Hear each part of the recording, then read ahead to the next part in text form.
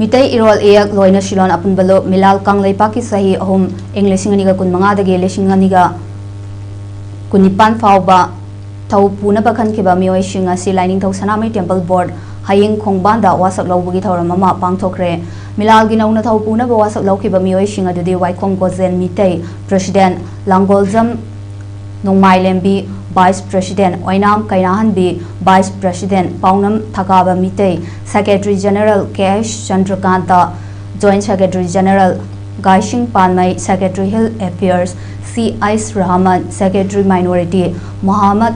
Islauddin Joint Secretary Minority Amadi Atopasingsus Wasak Loukhre Thauramadu Mari Lainana Meelal gi President Waikhong Gozen Mitay Nahai Meelalna Mahaushadagi Paring Naina Sathaduna Lakpa Mayek amadi lol saukhat hanabagi damak tonganba institute amat thamnanaba Manipur lengakta amuka henna taksilagani Meelalna lamdamashigi amata ngairaba lol mayek asibu malemgi miyamda paksana khanganabagi pandamda lamdamshida shijinariba engine panba gari singda maitai mayekna phajana thabigadabani haiki lamdamsida putholiba aibi singna wareng saireng isai mayek sumang kumai phampak kumai mami kumai amadi mahai tampam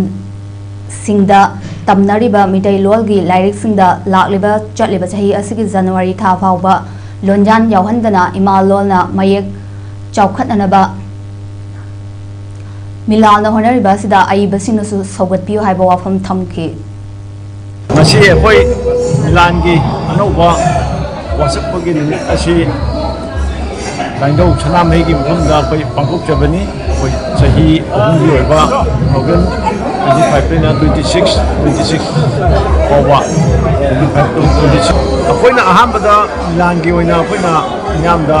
akoina tawkilba thokhaje akoina hanmudala akoina mayek amadi lon chokhat nanagidamak tonganba institute ama oi linkhatpa hai bisi patangda kogi